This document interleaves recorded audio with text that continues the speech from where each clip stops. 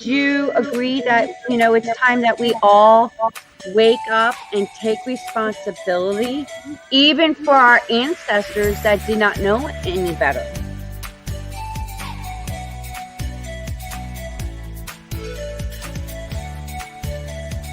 Been waiting patiently to have this kind of conversation.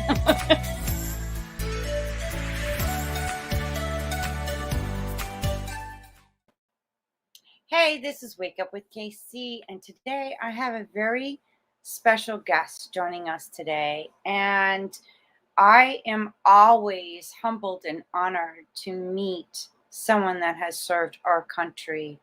And Michael Myers joins us today, and he shares with us some interesting aspects of serving our country. Welcome, Michael. Hi, how are you? I am very humbled right now because I have someone that has served our country and has earned a Purple Heart. Yeah, and you served our country. It was in Vietnam, and I'm fascinated by, I was a kid. I was like born in 68. Vietnam started from 1965, and I do think it ended in 1973, 74, 75. 75. Okay.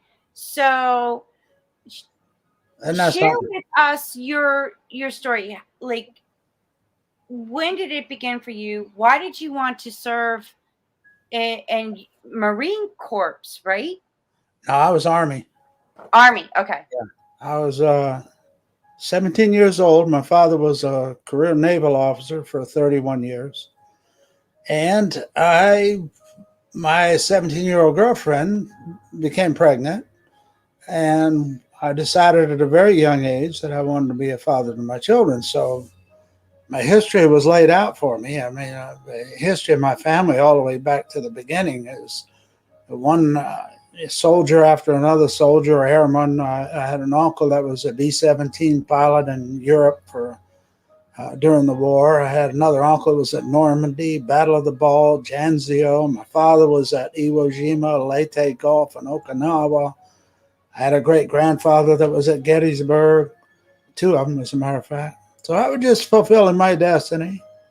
So I was 17, and we had crossed the ocean, both oceans twice, and I always got seasick. So my father, being the old salt naval officer he was, explained to me how in 9 years, if I worked really hard, I could be a chief. And I just thought about it. I mean, I'd go 3 or 4 days on those oceans, out in the middle of those oceans with those 40-foot land swells. And I was sick as a dog most of the trip. And I knew that wasn't for me. So I wanted to be on the ground. So I enlisted to join the Army when I was 17 years old, the day after I got married. And then I progressed from there. And almost 3 years later, I was selected to become an officer. I went through OCS at Fort Benning, Georgia. Went through Ranger leadership training and night patrol training with the Rangers. And then I went through jungle training with the Special Forces in Panama. And then I went to Vietnam. And I joined my rifle platoon under fire in 1968, of all things, the year you were born. I was 21 years old, 21 and 22 when I was in the war. And the guys, my email is still LT, MSM, my initials. And I go by LT because it was an honor for me that the men would call me LT, which was meant like some of them would call me sir and lieutenant, but it was like I was their big brother rather than their lieutenant. When they called me LT, it was like a term of endearment. So I still hang on to it. I still use it. So that was how I got my beginning in the Army. So it was shoot, and then I went to Vietnam, and it was like shoot 'em up, bang bang for a year. The northernmost area in South Vietnam. Had a lot of business in Laos, so did a lot of patrols out there. And those 2 years, it was the bloodiest years of the war. And my unit was the Americal Division, which was when we retired our colors, it was the unit that saw most day-to-day action than any other unit in the war. So we saw an average of 3 to 5 bloody battles, maybe up to 7 or 8 a month. Here's a statistic that you're probably not familiar with, and your listeners are probably not familiar with. That statistically speaking, the big war, the war we won with all the parades and everything, and the guys that won their war, World War II, the average infantry soldier, the combat infantry soldier in World War II, saw an average of just over 40 days of actual fighting combat. Now, some of those battles were horrible. Granted, I wouldn't want to be there. But to compare that to the Vietnam soldier, the young Vietnam soldier, in 1 year saw an average of over 200 days of actual fighting combat. So, and it was bloody, and it was hot, and it was wet, and it was jungle, and it was probably the most horrible thing you could ever imagine. And the difference is today, I have bittersweet feelings, and I thank our soldiers and Marines and sailors for serving today. And I mean, I love them for it. I always tell them, carry that flag high. I still get salutes when I go into the bases and stuff, which to me gives me a lot of pride. Remembers that to realize that the respect is still there. You know, they appreciate us. But I have bittersweet feelings about it because everybody that gets near a uniform now is considered a hero. And I knew a lot of young heroes, real heroes, and I write about them in my writing. But when I got back from the war, I had an overnighter in San Francisco. I had a turnaround flight in San Francisco, so I was there for a night. So the first thing when I came out of the airport, this was 1969, middle of 1969, I saw hundreds of demonstrators across the street in the park as I was driving by, and they had placards and signs and baby killers, murderers, spit at us. They didn't physically spit at me, but I know that they would spit at soldiers. And just the fact that they were there, and I took a picture of it. Yeah, I'll never forget that. First thing I saw. And the guys, when I was in the field, whenever one of them was leaving, they'd always say, don't wear your uniform. Whatever you do, don't wear your uniform. Keep a low profile. Hide, because you don't want to be seen. And I thought to myself, why? I'm from a long line of patriotic Americans. You know, I'm a Virginian, you know, and just did my duty. And I didn't understand. I asked myself, you know, isn't this America? You know, what? I didn't understand that. And then I saw all those demonstrators, and I went across the Golden Gate in a taxi cab. I wanted to go to Sausalito, nice little picturesque town on the water there. And when I was going across the Golden Gate, I realized everybody was in this tremendous hurry. And I had just been in the field the day before. Remember that. I just left the war the day before. Hot, bloody, and dying of death. And going across the Golden Gate, and everybody's speeding. And it was like today. Everybody's speeding everywhere. You know, it's like a raceway on our highways. And I thought to myself, why is everybody going so fast? Where are they going? You know? And then I was just like, well, they're just living their lives, right? So I found this lounge, Sausalito, and I went in the lounge and I sat there at a coffee table by myself in this glorious uniform. I had this lieutenant's uniform with all the ribbons and everything. And I sat there and at this coffee table, put my feet up on the coffee table. I remember that I was sipping a red wine, watching these little sailboats as they floated out there. And I'm thinking, wow, I'm home, you know? It's over. I'm alive. And I'm trying to get rid of all the blood and guts and the dying and the death and the guilt of living when somebody of my men didn't. And just trying to realize that I'm alive, you know? And there was people in there. There was people at the bar, and they were like normal, and they were laughing and talking. And I was so bothered that they were laughing. They were laughing, like I was just another soldier that was coming home from that war that nobody liked, that unpopular war, 10,000 miles away. They didn't know anything. And I was waiting for anyone to come say, hey, good job, welcome home, give them a hug, And I realized something that I would never forget. I realized that they didn't care. They just didn't care. I'm so sorry. Yeah. For not just what you went through, but all of you that went through that. That's just, to me, disgraceful. Yeah. Like, you fought a war that, honestly, I didn't feel that it was really necessary. What was the purpose? The war developed a life of its own. 5 presidents. I went over in 68. I just lost a good friend named Joseph L. Galloway that wrote We Were Soldiers Once and Young with General Hal Moore about LZ X-ray, which was the first major battle we had in 1965. I fought in the same area, the same enemy. So we clicked on that. And I had breakfast with him and his lovely wife, Gracie, and his little therapy dog just 2 months ago, June 6th of all things. I didn't realize it was D-Day. And we had breakfast and we were talking about the battles.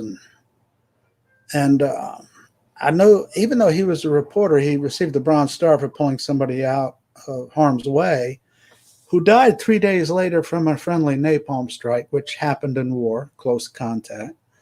And he started crying, and I realized even though he wasn't a soldier, he had PTSD.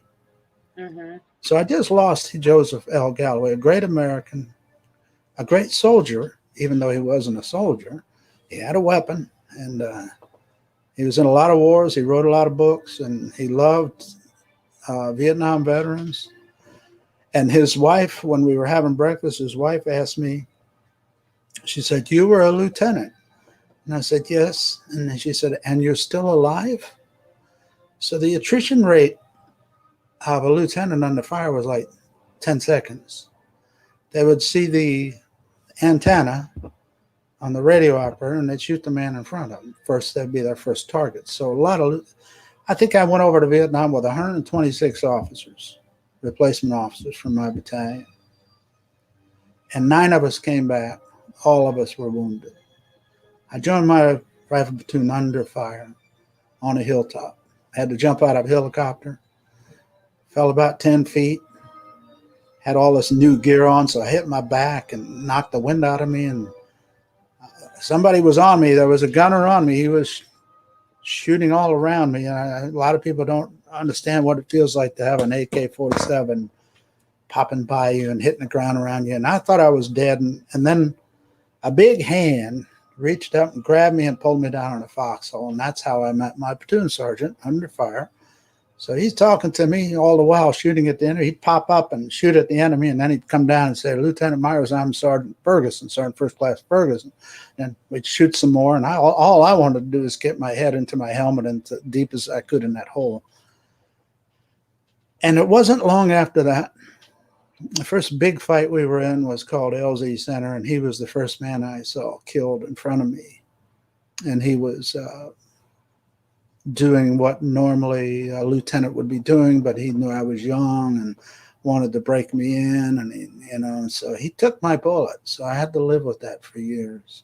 And then to come home, and that's one of many, many deaths that I experienced and lost, and a lot of heroes. But then we're good at hiding. Vietnam veterans, even today, they're good at hiding. Sometimes too much from themselves. They hide from themselves. But I call it my 10-year post-Vietnam drift. And I took my dogs and went up into the mountains above Arcata, California, a place called Blue Lake, California, in the redwoods, old logging roads, and lived in a trailer for a year with just me and my dogs. I was scared to death to go into town, and I had to go into town to get things, but I was always scared to death going to town because I was afraid somebody would try and talk to me. Somebody would ask me a question. And I hated society at this point. I didn't want anything to do with anybody. And it took me years to get over that. In the mid 80s, I went into a Redwoods Vietnam Veteran Outreach Center in Eureka, California. Came down off the mountain, mid 80s.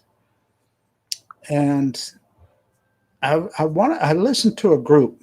I was an officer, so there was a little alienation, and most of the guys in the group weren't officers, so they had that little alienation. So I didn't want to bother anybody with that problem.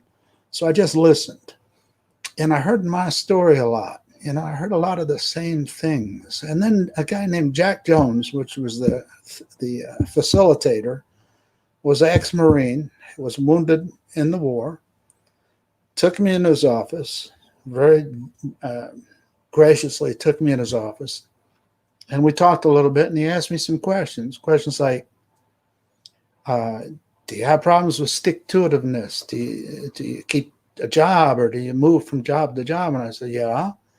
He said, do you have trouble with relationships? I was getting divorced from my wife when I was young, and I said, yeah. Do people bounce off you? Yeah. He said, do you have a problem with society in general? I said, yeah. So there was a full-length mirror there. He said, well, look in the mirror. What do you see? And I said, I see me. He said, well, maybe you're the problem. And that's the first time I was able to turn and look at myself and say, okay, maybe people are just doing the best they can, and maybe I should give them a break, and sisters, family, because family was our worst enemies, because they would just trying to love you, but they'd say things like, Vietnam's over, forget about it, it was a mistake. And You can't. Yeah, how are you going to forget about people, Because you went over there and you saw, and it's like your eyes became a camera and recorded every experience that not just you went through, but the rest of the soldiers went through. And you just can't erase that. That's trauma. That's emotional, energetic trauma. That's classic PTSD. Originally, they call it the Vietnam syndrome, post-Vietnam syndrome, and then post-traumatic stress disorder. Well, anybody can have that. But a lot of times, I had a psychiatrist back then. And by the way, the person that started the Vietnam Veteran Outreach Centers is Senator Max Cleland. He's also a friend of mine. And he even I was part of Band of Brothers for Kerry back then, and I knew Max very well. And so he was the head of the VA at the time. He started that. So it was a great healing for a lot of Vietnam veterans that were drifting. But the one thing the proudest thing I ever did in my life was to lead American soldiers in combat in a bloody war, in the bloodiest year. And I lost a lot of men, and we fought a war like Americans fight wars. And I was trained so well, Ranger trained, Special Forces trained, OCS, infantry school. When I took over that platoon, I was as good as America had. We fought a war like Americans are supposed to fight wars. And we always depended on each other, and we died for each other. So when you ask about the reasons, at the time when I went over, it was like fighting communism. That's all we knew. We were soldiers. We didn't care. We were just doing our duty, right? America wanted us there. And there's no color in war. The only colors were the red of our blood, the green of our uniform, and the red, white, and blue that we fought under. The rest of it is nonsense, We're just all Americans. But I thought the proudest thing in my life for many years, I thought Vietnam was the nucleus of who I was. It took me a lot of years to realize it's just a big part of me. It's not all of me. It's just a part of me. And coming down off that mountain and realizing that life goes on and I can't keep hiding. I had a psychiatrist say that somehow you've turned and embraced it where a lot of people don't. And he said, use writing as a catharsis. So she started writing. And Another one said you stay in shape because you're maintaining battle readiness. Another one said you're an actor, which I was for years, because you get away from yourself. So I had all the tools to get away from who I was. But it wasn't until I looked in that mirror that I saw me, you know. So the proudest moment I had was to lead those soldiers in combat. This 1968, 1969, while you're being born, which is so cute. But then when I got back to the States, I was assigned the duty of officer in charge of funeral detail. Oh. Buried our soldiers for a few months, sometimes 3, 5 a week, because Vietnam was still hot and heavy.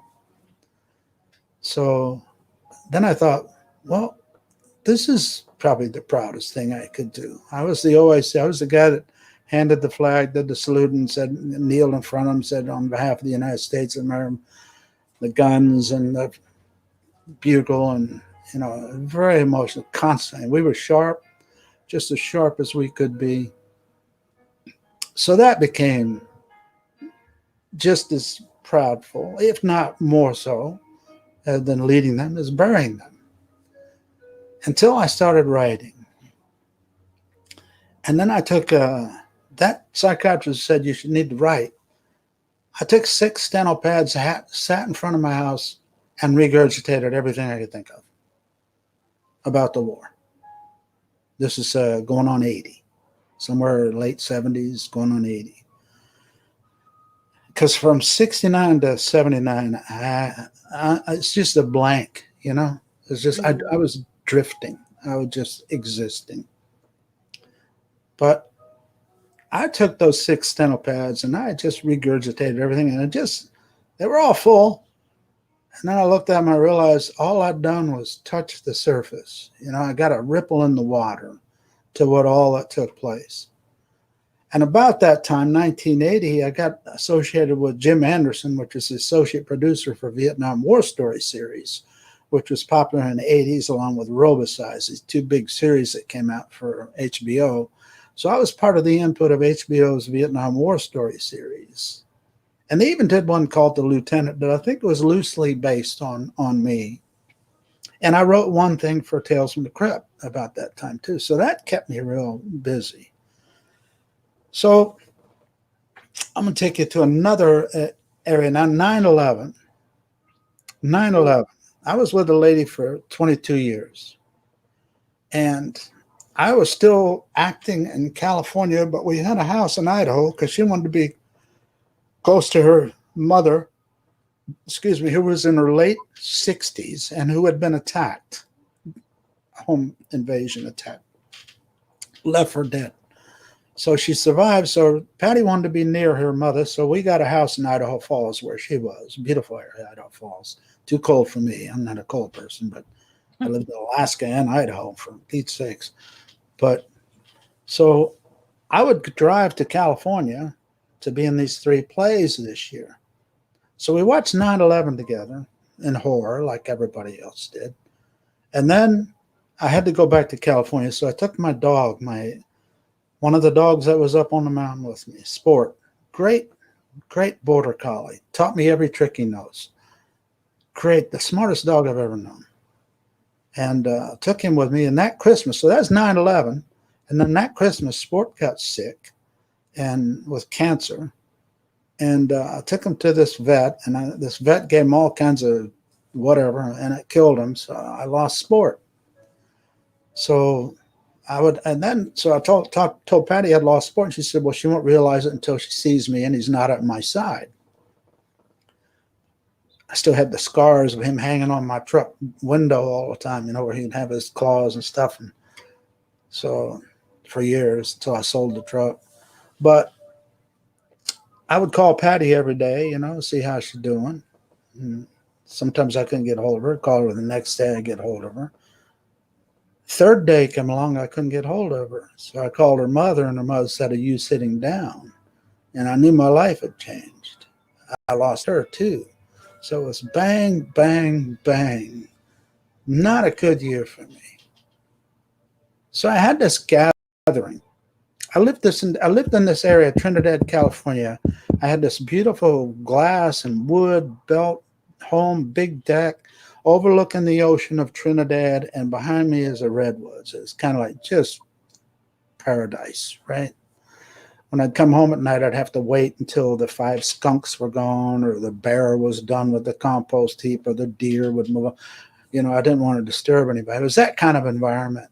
So I invited, one time I invited, on the second time I lived there, which was 10 years later, I invited some veteran friends and some acting friends over for a get together. And one veteran pulled me into the kitchen, pulled me aside in the kitchen. He said, Michael, he said, I want you to know that you said something to me 10 years ago that changed my life.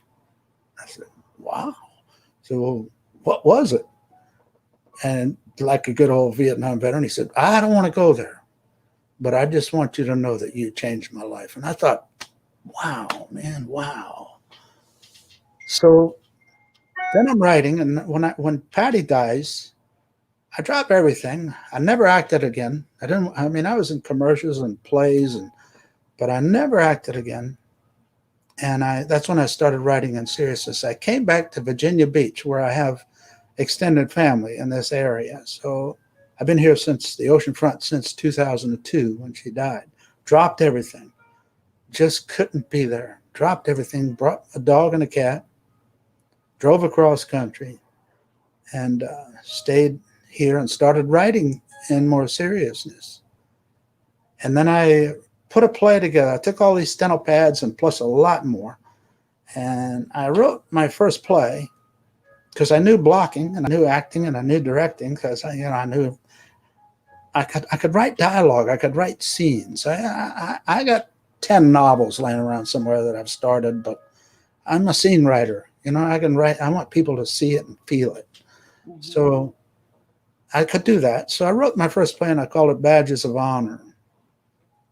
And everybody immediately thought, well, that's got to be about your medals. I said, no, it's not about medals. It's about our dreams. Our dreams are our badges of honor. And I tell veterans all the time, keep your head up, live your life in dignity, because if you don't, then you're insulting the people that didn't get to live their lives with you, the ones you left on those hilltops. Like a piece of me is still 21, 22. It's like, but when I was 21 and 22, I was somehow catapulted to who I am now. So when I was young, I was old. And now that I'm older, I was young. I'm still young. So then that play, I invited about 100 people. And we had a hotel conference center going it with me, and they provided a meal and a room, and I provided the entertainment, and we split the cost. And I invited about 100 people. It was really received well. So I broke it down into 3 one-act plays. And I called the first one A Healing of War, about something I always wanted to do, which was a lieutenant visiting the family after the war to tell them about the death of their heroic son or husband, based on my platoon sergeant, first man I saw killed. So I entered it into a play festival. I thought, well, what the heck? Let's see what it does. I entered it into a play festival, and it won the play festival. It's like 15 plays. It won.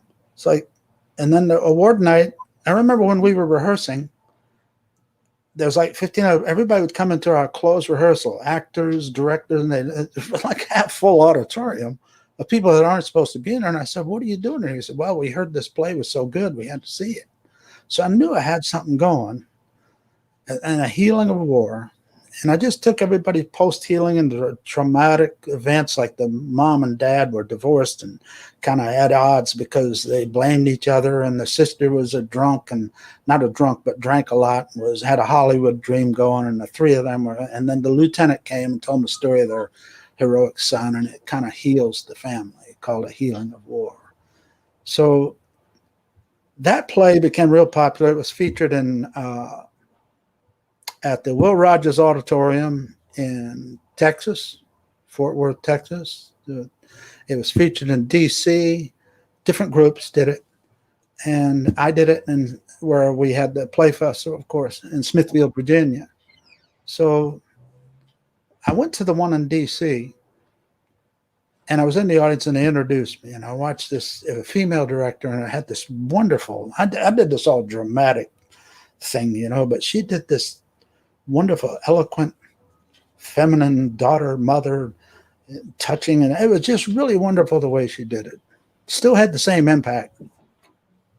And after the play, they introduced me, and a young Marine came to me, Iraqi Marine, and said, "You were there, weren't you?" He said, "I can tell because all the words you used and everything." And we shook hands and hugged. And I knew I'd helped another veteran, So then I realized that my writing is not just my catharsis. It's helping heal veterans and families and people that have died and gone. And like the 13 that we just lost, these families are suffering, And so my writing, I feel my first duty was to, whatever my life led me to, those battlefields, leading those brave American soldiers. And it led me to the duty of burying these brave American soldiers and Marines, and not just, so in my case, soldiers, but Marines. And now I feel it's my duty through my writing to help them find their way home again, which I mean to themselves. And I tell them all the time, lift your head. I walked around like this forever. I walked around with my head down. I hid in the mountains. But now I tell them, lift your head. Lift your head. What you did was good. You did a good thing. You did a good thing, and you need to be proud of that. Don't forget that pride. And PTSD, like I had one guy said, "Mike, I've been married and divorced 6 times." And I said, "Well, that just shows that you're not afraid of commitment. You're not afraid of commitment." I said, "I've only been married once, but I've been divorced 5 or 6 times. It just shows that you're not afraid of commitment." PTSD. I have that. I'm disabled. I get disability for PTSD and wounds, Mine was like if you have one plane crash or one death next to you, bad car crash, people killed, see somebody die, that's PTSD, right? Mm-hmm. You take a combat veteran and you multiply that multitude times. Like mine was 8 plus. Can you imagine 21, 22 years old going through 8 traumatic events? At least when I go to the wall at the memorial, there's 12 names that I know, not counting the faces that I don't remember their names. So it's very traumatic. But here's the thing about PTSD, and I tell this to veterans all the time, and if they're listening to your show, they have to remember this. PTSD is not a weakness. When you cut yourself or you hurt yourself, you could break your bone, you have surgery, something like that. What is the sign of healing? A scar, right? A scar. That scar you proudly show, and that this is what happened then, and this is my sign of healing. That's what PTSD is. PTSD is a scarring of an emotional wound. So we're emotionally wounded, and the PTSD is our scar, and you cannot run away from a scar. You learn to live with it. You live with it, and you live with it in pride, which gives you a different attitude. Like it's not shameful to be receiving a disability when you bled for your country or when you fought for your country. I don't think a veteran, a combat veteran, we have too many homeless, should ever want for anything. A home, food, transportation, comfort. They should never want for anything. And I've never talked to anybody that doesn't agree with that. But yet, I agree with you. Yeah. But yet, the refugees that we brought home from Texas, and I think that's all good. I love that because that's what America is. But when we brought the refugees home from Vietnam, they were fishermen. So our government, and this was down in Port Lucas, Texas, or something like that. Our government gave them a fishing boat so they could continue their lifestyle, and gave them $50,000, set them up for life.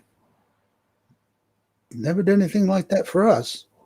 We were No, only. I find that odd. Like, wait a minute. You that doesn't make sense. I know. Where's the common sense in that? I know.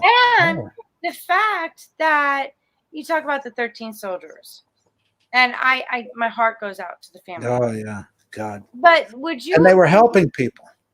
And would you agree that we've been there 20 years? Our tax dollars is paying for that. Yeah. I honestly feel they were there way too long. Yeah. I think it was policeman, Big Brother. That's who we are. We have more people. We have had soldiers and Marines that die all over this world for other people.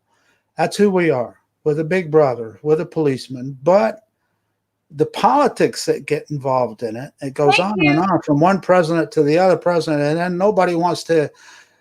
I think that they forget, and the politicians, if they want to fight wars, have their children fight the wars, have their children in the service fighting the wars, not other people's children. And that's what wars are. Wars are you take your young and your best young against their best young, and it's just, and nobody wins. There's no winning in a war. No, it's all money. There's a lot of dying. And we used to joke, and not joke, but we'd say, well, there it is. It ain't nothing but a thing, because that's the only way you can keep moving forward. Or somebody said, well, it was his time. His time?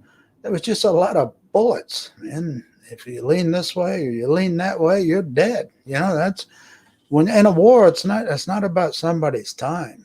It's just, it's insanity. It's the insanity of man.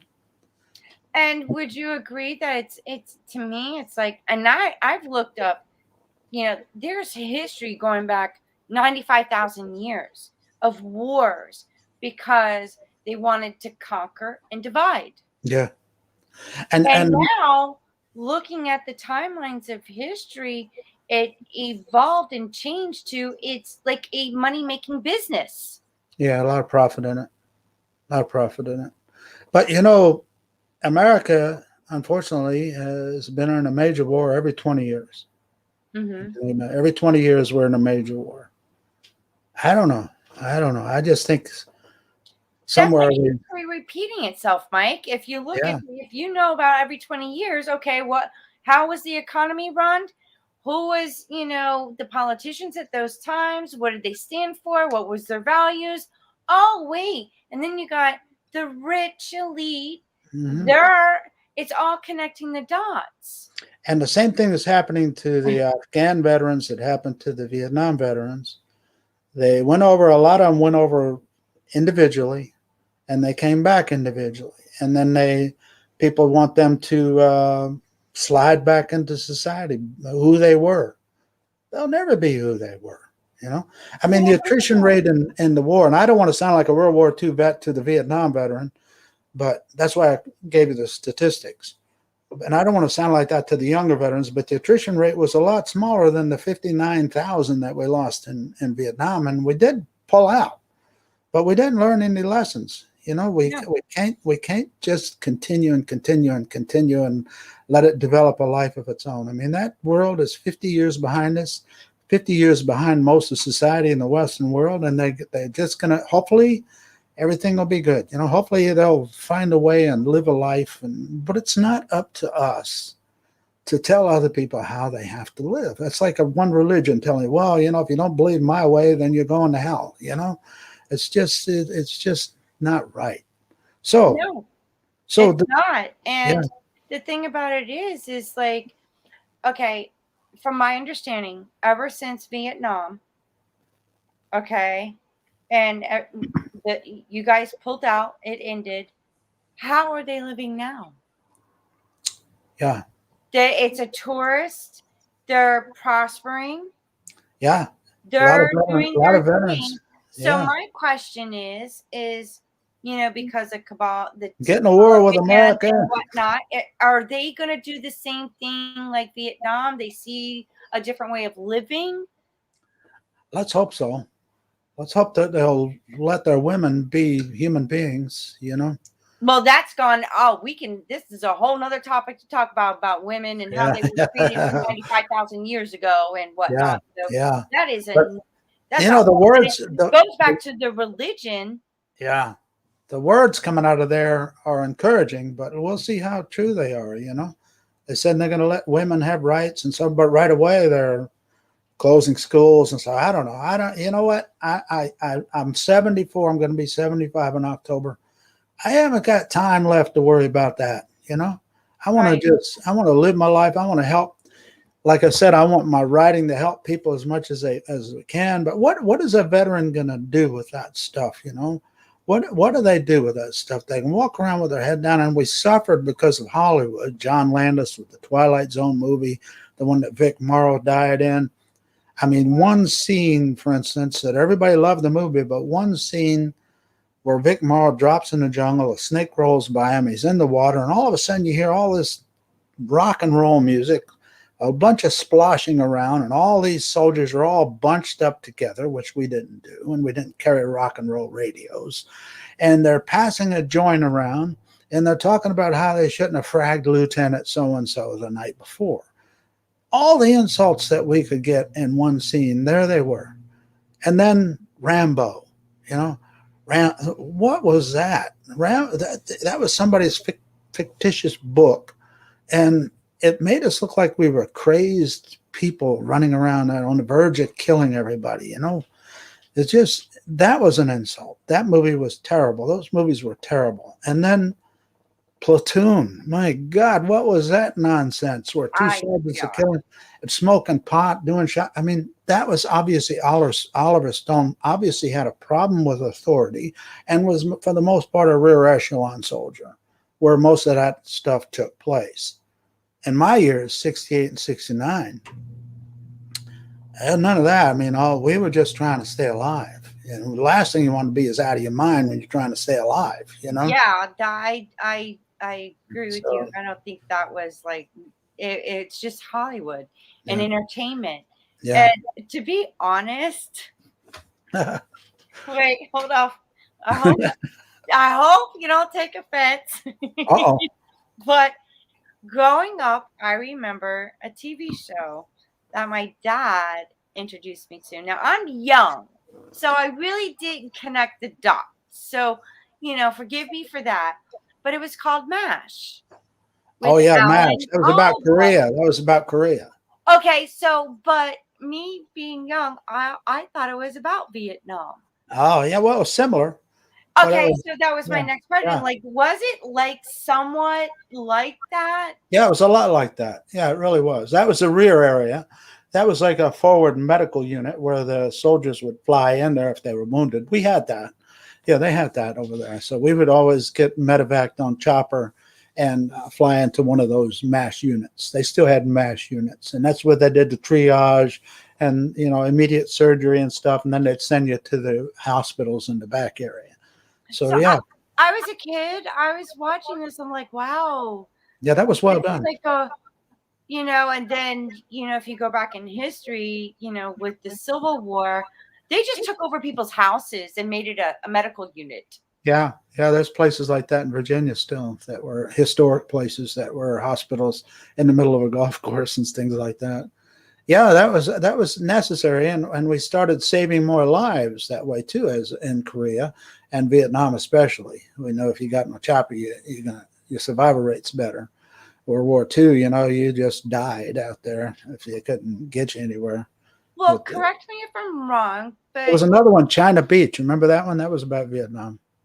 Okay, but with World War II, wasn't that around the Spanish influenza and no one really won the war because everybody was so sick? That I don't know. Was that World War II or World War I? World War II was a result of Hitler and Japan. Okay, so it was World War One then. Yeah, Okay. yeah, See, I get the numbers mixed up. yeah. But I But know there was yeah, a that was war that nobody won because that was everybody got 20 years. sick from the Spanish influenza. I Yeah, that remember was that. 20 years before World War II. And then 20 years after was Korea, and then 20 years after was Vietnam. And so, yeah. Well, looking So, at it in that perspective, Mike, it's like history repeating itself when we haven't learned our lesson. yeah, yeah.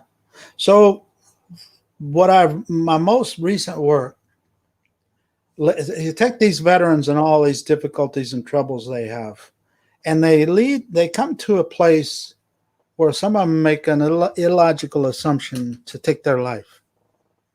Yeah. And that was up to 22 a day a year or so ago. 22 a day were taking their own life. I don't know what it is now. It's still high. And now we have a lot of new troubled veterans, but it's still high. So I wrote one, and I had a play that I wrote, not a play, but a script I wrote for Tales from the Crypt called Billy and the One-Armed Bandit, which is kind of a spooky thing. But I also included jumpers. I rewrote it and put 9/11 in it. And because we all watched in horror that these people jump into their deaths rather than burn alive. And what a horrible thing to suddenly have to face. So, but we don't know who they were.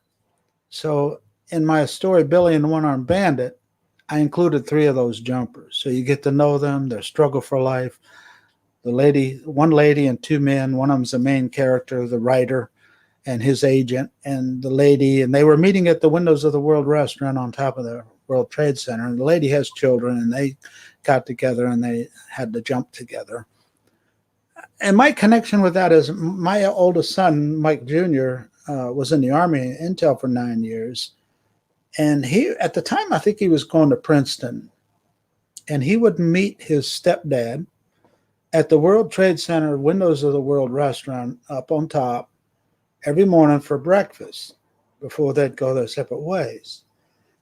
Except that day, and his stepdad would ride his motorcycle into New York to meet him. That day, he had to get his motorcycle worked on at the shop, so he couldn't make it. So they did not meet on that day. So that was really my closest connection to that. But of course, we're all connected because we all watched in horror that Well, happened. that was my birthday. 9/11 is my birthday. No kidding. Wow. Yeah. So I get a constant reminder. Wow. My And- birthday is October 12th, which is Columbus Day, Indigenous Day now. Well, thank you. Yes, yay. Yeah, yeah.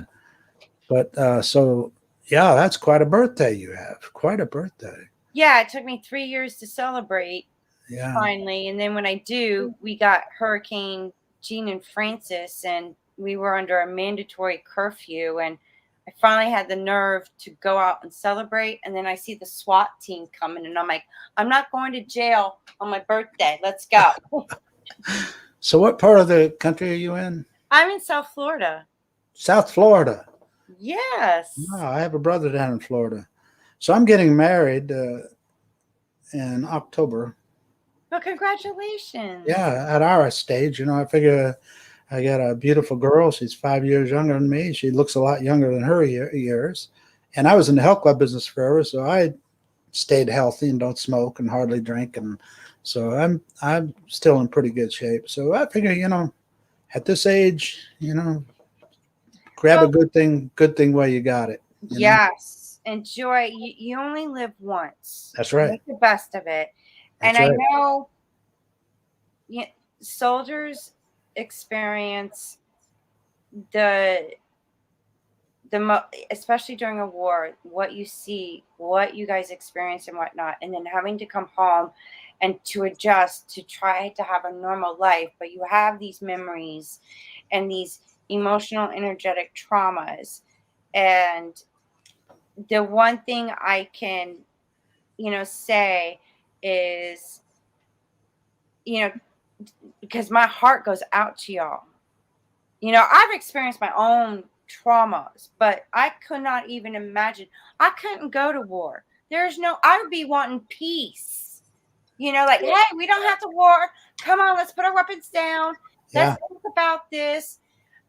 But then to come home is create a new version and better version of yourself. I think it would be a good thing if women ran the world for a while. I really do. Why not? Yeah. I'm There's all been some for great that. women leaders. Margaret Thatcher was a great leader. Indira Gandhi.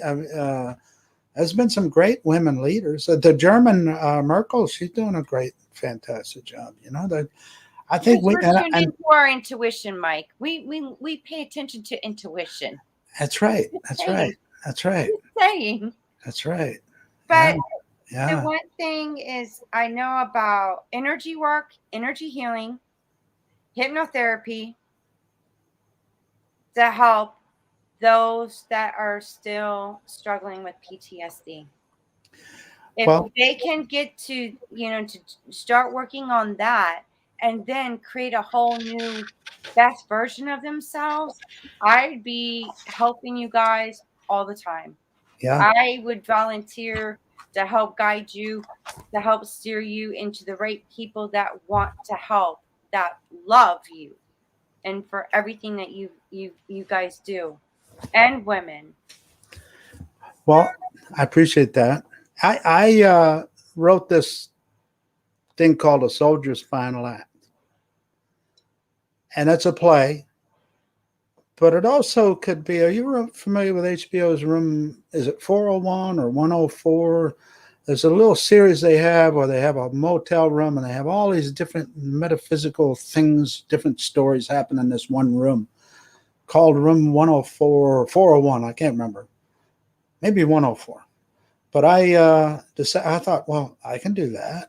You know, I can certainly do that. I can put everything in one room. It kind of makes it easier for a set and stuff.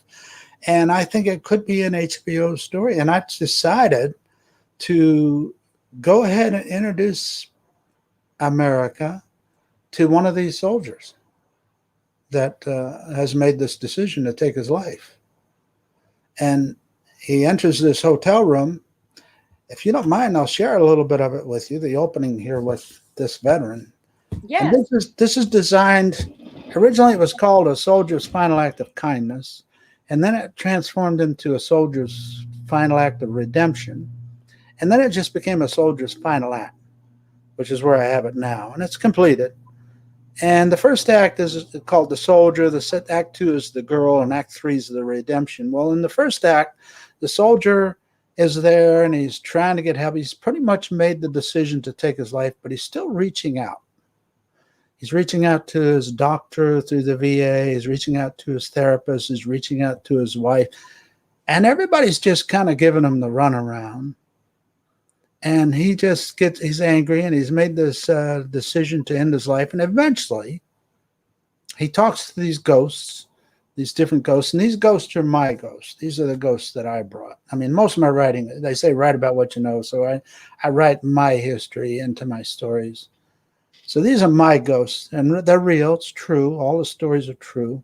And he talks to these different ghosts. On light appears, and he talks to ghosts, and then he's on the phone again. And then the light appears, and he talks to another ghost. And eventually, he stands up, puts his jacket on, salutes the audience, has a gun in his left hand, walks off stage, and takes his life. We hear a gunshot. Second act, we have a young girl, her father and her mother. The girl's 16-ish. She's goth, green hair, piercings, black nail, boots, the goth type. And she's always had trouble with bullying and even her sexuality, and has always fought with her dad. And her dad's a no-nonsense guy. And they're there in this hotel room because his beautiful son that he loves, such a heroic son, football star quarterback, is injured in a football accident, which explains why they're there. And then it becomes this battle between the daughter and the father, and the mother. And the father eventually storms out of the room, and the mother takes one of her pills and argues with the daughter and storms out of the room. At one point, I have both of those actors freeze, and the daughter walks around him expressing her feelings. And they finally leave her alone for a few minutes, and she's about to take her life, and she's taken her mother's pills that she's found. Act 3 opens, and here's the spirit of this veteran that's taken his life in this room just before. and he's kind of wandering, doesn't know what he's doing, where he's at, can't remember anything. And he sees this little girl, this young lady that's over there taking these pills. And he says, hey, what? And she doesn't see him. The audience sees him.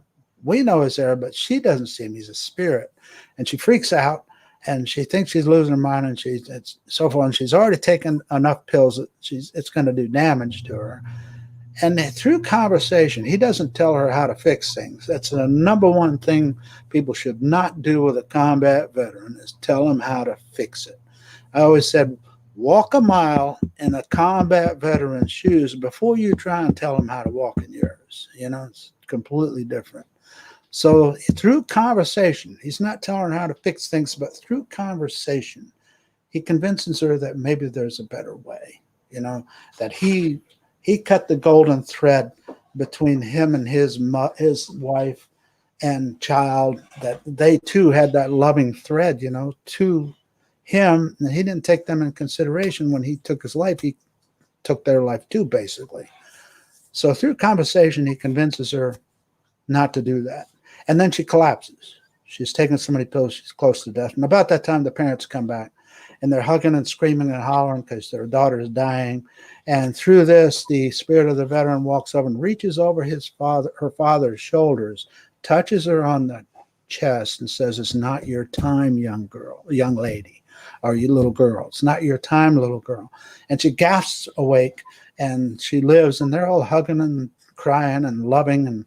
And the veteran kind of drifts upstage into a white light and walks into the light, and the light disappears, and he's gone. He's been redeemed. So I'm going to share with you the opening scene of the soldier that goes into this room, if you'd like. Sure. Okay. The soldier enters. He's carrying an army officer's dress uniform jacket. He's already wearing the dress uniform slacks that have a gold stripe down the sides of the legs.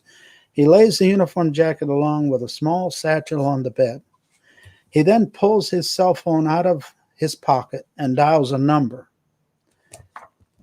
He then tries to be patient as he responds to a series of phone bank messages. With disdain, he presses a single number on his phone's keypad in response to each message. He lays the phone beside him on the bed. He stands and faces the audience as he grieves, or the camera. Well, here I am at the crossroad. I used to think that life was this long drive, a journey, if you will, a journey to a destination or an objective, as we were taught in the Army. The objective was to get to the end, to complete the task, or in this case, to complete the journey. I compare it to driving, which, by the way, I always enjoyed, a nice car and a nice long drive. Sometimes I would drive for days, and there were a few times when I would start driving and end up going from one coast to the other, completely crossing our beautiful country. It was like in front of me was this long and winding road to be traveled. And when I would look in the rearview mirror, there was also this long and winding road of where I'd been before. But ahead, I started seeing an off-ramp that was slowly coming into view. Life for me has always been one of travel, to keep moving forward. Looking back is only sadness of things that have gone by. Really, the only thing that has kept me alive to this point has been living life in a forward motion, one day at a time. And now I'm here.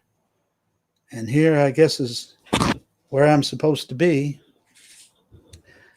The logic may seem, this is one of my favorite paragraphs, by the way, for a writer. The logic may seem illogical to most, and it has been said that when a soldier finds his way to this point, that he or she is confused in their illogical assumptions. But to me, it's the only logical answer. It is perfectly clear now, an end to my journey. My father always said that officers don't have problems, that officers handle their own problems. Yet I feel this terrible emptiness. It's like there's a piece of me missing. This deep sadness, so deep that it permeates my soul. It took me forever to even admit that I had a problem. It was in the early to mid 80s when a wonderful veteran outreach counselor stood me in front of a full-length mirror and asked me a couple of things. Things like, am I having trouble keeping focused? Am I having trouble keeping a job? Am I having trouble with relationships? And finally, do you have trouble relating to society? Yes. Then he said, look in the mirror. What do you see? I see me. Well, then maybe you're the problem. That was the day I first began healing. Jack Jones was his name, a Marine that had been wounded in the war. It was the beginning of the end of my 10-year post-war drifting, a drifting that carried me into the mountains of Blue Lake, California. I lived there in a trailer along the old logging roads for a year, isolated from people, just me and my dogs. But the ghosts were there. They are always with me. They just won't let go. He lowers his head in solemnity. He picks up the dress jacket and puts it on. He leaves it unbuttoned as he is distracted and speaks into a light. I know, damn it. I know it was my fault. It was all my fault, right? I should have been standing there. It was meant for me. It was my bullet. What? Yes, it was. You were standing where I would have been standing if I had command of the platoon. I was new and you wanted to make sure I was ready to take command of the men. They trusted you. They trusted you with their lives. That damn sniper. He fired at the man in front of the radio operator who knew that is where the officer would be. And when you fell, it was like a great tree had fallen. There was nothing I could do. Then I heard the breath of life leaving your body for the last time. He shudders. Oh, God, you took my bullet. You took my bullet. Another ghost. He speaks into another light. Harris, why didn't you move when I said to move? I know you just wanted to give cover while we got the wounded out. And we did, thanks to you. You were so brave. All of you were so damn brave. He lowers his head and weeps. He walks around the room, shaking it off. He reaches for the phone, and once again he dials. He pushes the buttons in response to the numerous phone bank messages. He continues. Finally, yes, I would like to speak with Dr. Rawlings, please, and could you tell him it's an emergency? Myers, yes, M-Y, not M-E-Y. Yes, he is. How long do you think that will be? Yes, I know about that number. Lady, if I was going to commit suicide, I would not be calling for Dr. Rawlings, now would I? Stares at phone and shakes his head in disbelief. Listen to me. He told me that I could call him whenever I needed him. And that would be now? I need him now. Leave a voicemail, a message on his voicemail? Really? Are you kidding me? He shuts off the phone and angrily tosses it onto the bed. Damn you. He storms off stage and then quickly returns. He paces back and forth. He sits. He stands. He paces some more. Then he looks downward at the phone. The phone rings. Hello. Dr. Rawlings, yes, I'm sorry to bother you, but I'm having a rough go right now. Tomorrow? Is there any way I can get in to see you today? Tomorrow? Doc, I'm really having a rough time. The dreams are all over me. 2 o'clock tomorrow? Well, okay. I guess I'll see you tomorrow then. Acquiescence. Huh? What was that? Yeah. Okay then. Tomorrow. Right. Tosses phone back onto the bed. Sits on bed and cradles his head between his palms. Tomorrow, my ass. Damn it. God damn it. Stands and paces. Exits. Crashing sounds. enters. Fucking VA, shitty bottom of the barrel service, and fucking clerks with bad attitudes. Excuse me. Hi, girls. Sorry. That's the lady I'm going to marry, by the way.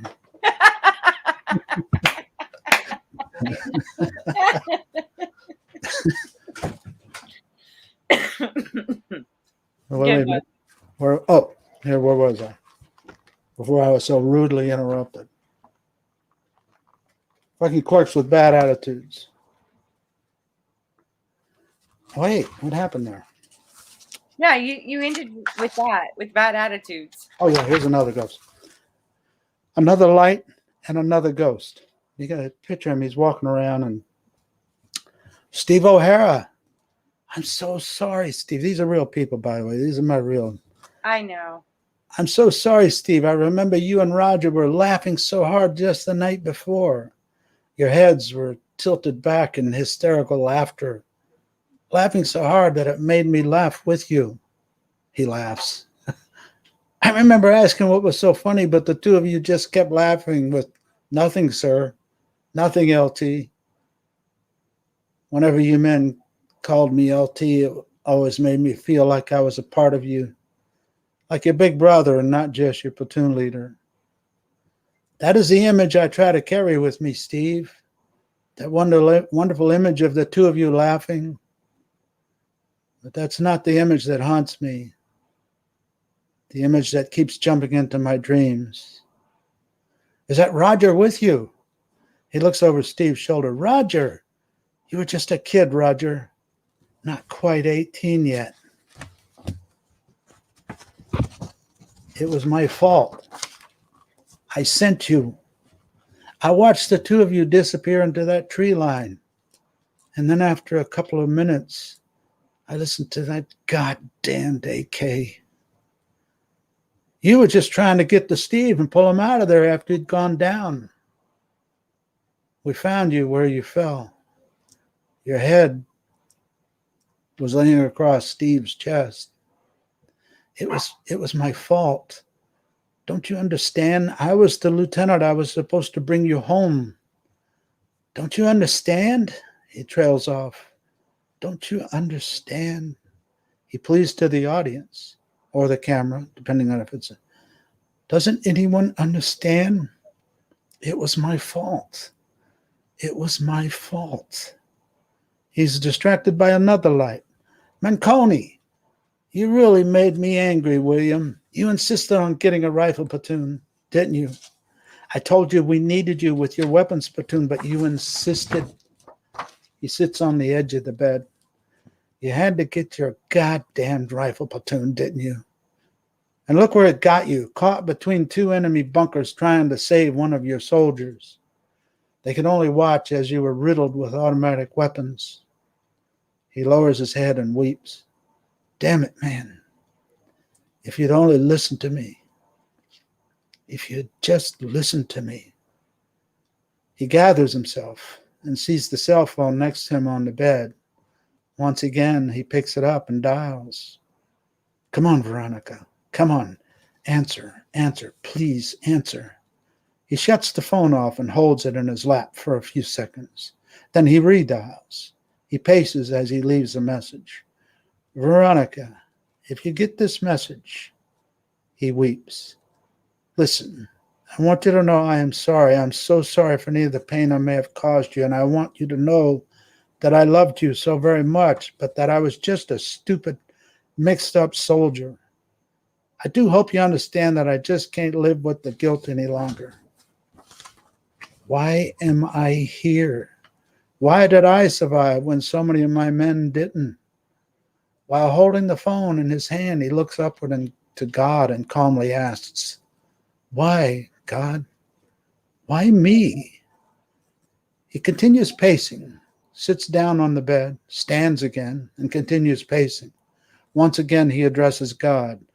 Why am I the one still alive? About this time, the music from Jose Feliciano's Light My Fire comes up in the background. He listens to the music for a minute and sees another ghostly light. Captain? I don't even remember your name, sir. I do remember you always asking me for all sorts of different weapons, though. Even a pearl-handled .38 caliber pistol. I thought you were trying to be some sort of a cowboy. You said as the artillery forward observer you would be flying over enemy territory and that you just wanted to be prepared. Then I was told that you had been shot down and the last thing anyone heard on the radio was small arms fire. I hope you gave them hell, sir. Damn it. I'm so sorry for not remembering your name. I do remember you said you had just been married to your beautiful new French wife. I remember how much you loved her and how she loved this song. Now, when I hear this song, I'm always reminded of you and your lovely wife. If only I'd gotten your name, I could find her and tell her how much you loved her. Trails off as the music fades. How much you loved her. He returns his attention to the phone and dials as we hear his therapist, the voice of his therapist. Hello? Lorraine, this is Michael. Michael is, my therapist's name is Lori. Not a far reach. Michael, it's been a while since our last appointment. How are you doing? He hesitates. I guess I'm not doing very well. Oh, what's wrong? She is distracted by someone. Hang on, Michael. Hang on just a second, okay? I'll be right back. Waits for a minute until she returns. She's aggravated. Sorry about that. Silence. Michael, are you there? Yes, I'm here. I'm sorry for calling, but I guess I just needed someone to talk to. I just needed to talk to someone. Therapist, would you like to make an appointment? Let me see. I'm on vacation until after the holidays, but I have a 1 o'clock appointment available on the 16th. Does that work for you? The 16th? Yes, that's the earliest. If I miss my vacation, I will lose my days. I can schedule you for then, but if you need to see someone sooner, you can call Dr. Rawlings. Thank you. I've done that. Oh, you have? Good. I'll put you down for the 16th then. Michael? Michael? I want to thank you. I really want to thank you for all you've done for me. You're very welcome, Michael. I just wish we could do more for you. I will see you in a couple of weeks then. Seriously, thank you, Lorraine, for all you've done for me. Therapist. And we all want to thank you, Michael, for what you've done for us. He stares at the phone and then redials. Ronnie's voice can be heard as she answers. Michael? It's me. Honey, where are you? I've been very worried. Where are you, Michael? I did the best I could, didn't I? Was I a good man, Ronnie? Was I a good father? What do you mean was? You're a very good man, baby. And you're an excellent father. Are you having the dreams again, Michael? He pauses, lowers his head, and wipes his eyes. Michael, Michael, are you there? Michael, she screams. Michael! Yes, it's the dreams again. I lost so many people. It's just not right. Ronnie says, you were a kid, Michael. All of you were just kids. You were only 22. It's a shame what happened to you, to all of you. He says, but a leader is not supposed to be alive when his men are not. I just cannot get over it, and I walk with ghosts who will never let go of me. Is KK there? No, honey. She's having a pajama party at my sister's house tonight. Oh, I wanted to say goodbye. What do you mean goodbye? Michael, what do you mean goodbye? The insurance will be enough for you and little Katie. Please take good care of her and make sure she knows just how much her daddy loved her. Michael, don't you do this to us. We need you, Michael. He breaks again. I'm sorry, Ronnie. Please find true happiness. Ronnie says, Michael, no, Michael, no, please, baby, don't do this. Please, baby, please don't leave us. Michael, Michael, she screams. He kisses the phone and then gently places the phone beside him. He stares at it and sits for a long minute, completely distraught. He weeps as he reaches into his satchel and retrieves a handgun. He paces in anxiousness. He buttons his jacket and straightens the lapels. He stands tall, with gun in left hand, and at his side. He salutes the audience and then walks off stage. In a couple of seconds, a gunshot. Ronnie can be heard screaming his name. Michael, Michael. That's the opening act. Wow. Pretty heavy, Wow. huh? Yeah. Yeah, those are my ghosts. To meet a woman that can see through all that, still love you, it's good. It It's is good. good. Yeah. And And then you mentioned earlier about PTSD. And there's something that came to my mind, and it's like it's a saying of either you could be defined by it or you can do something better so it doesn't control. Like, you're not defined by the PTSD. Mhm, You define who you want to be mhm, and become and do and mhm, have. mhm. Yeah, that's exactly what I'm trying. Like the infantry slogan for a young officer. I was an enlisted man for 3 years too before I became an officer. But follow me in battle, buried them, and now it's kind of like follow me home. Follow me home. You followed me once, follow me again, and help my work, help you, help others, help families, because that's the suicide that I introduced. But his spirit comes back, and he some fantastic stuff. I mean, I'm not going to read the whole play to you, but some No. But that's yeah, amazing. And I'm sitting here listening to you. I'm like, well, what if that was your purpose? To experience everything so you could do what you can for others. I'm thinking that is maybe why I lived.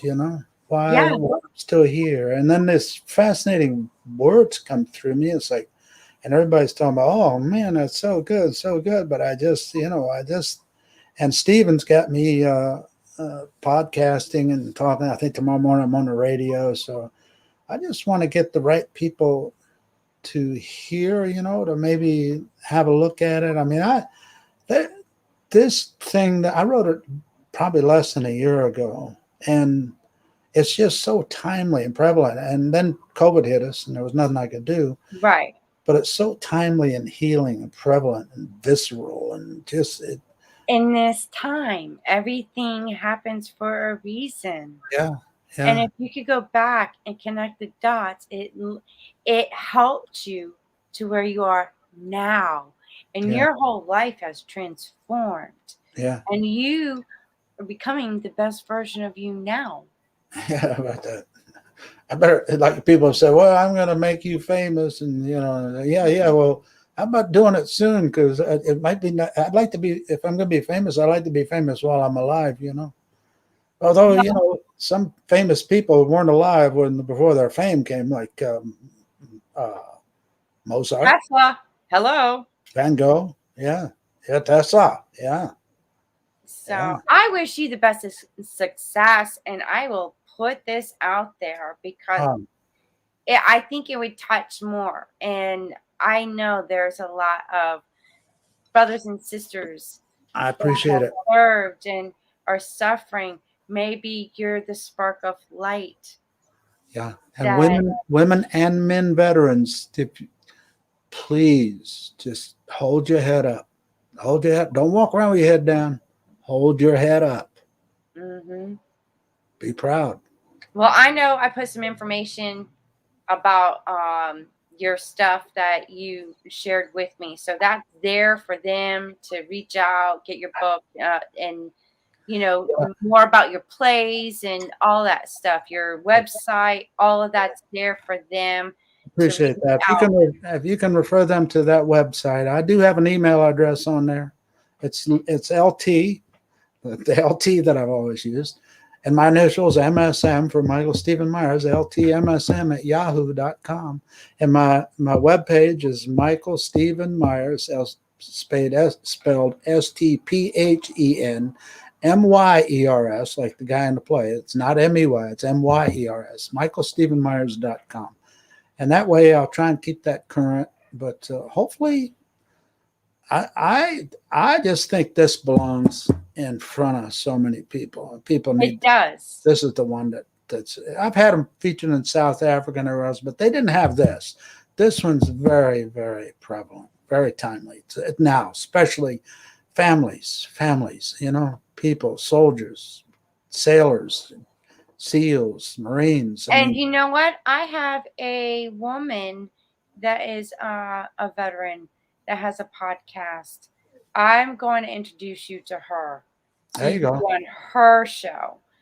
That'd be great. She's a good mentor. She helped me get into broadcasting. Be great. It's Kia Baker. So it would be an honor and a pleasure to get you two together, and you guys can share a lot. Very good. I'm sure. I will definitely send that information. So I got to text her and say, hey, I have somebody for your show. Guess what? Well, thank you for having me, Kimberly. It's been a pleasure. It was an honor.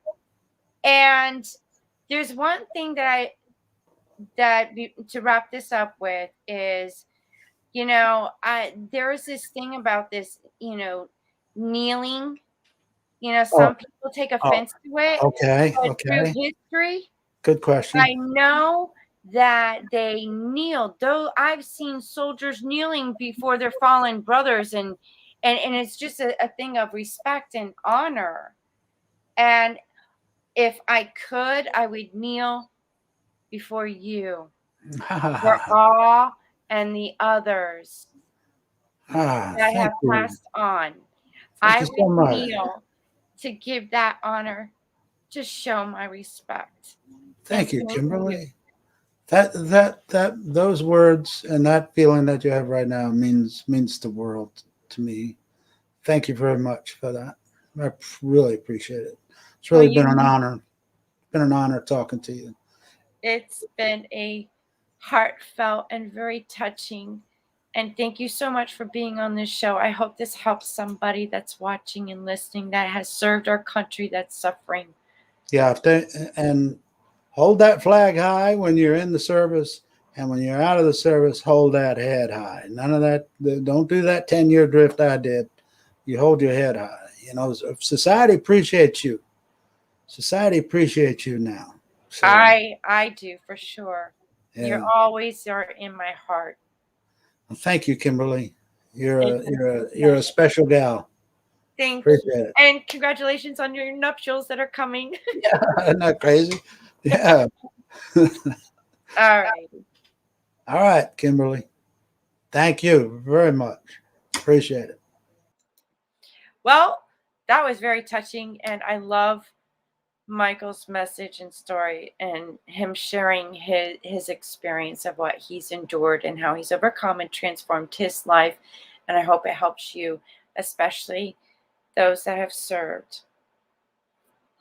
I love you guys, and you never know who I'm going to get on my show.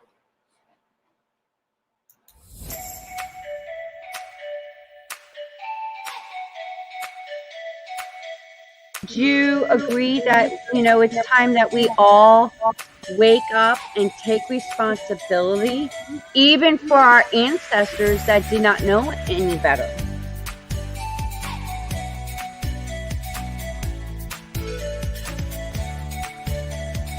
Been waiting patiently to have this kind of conversation.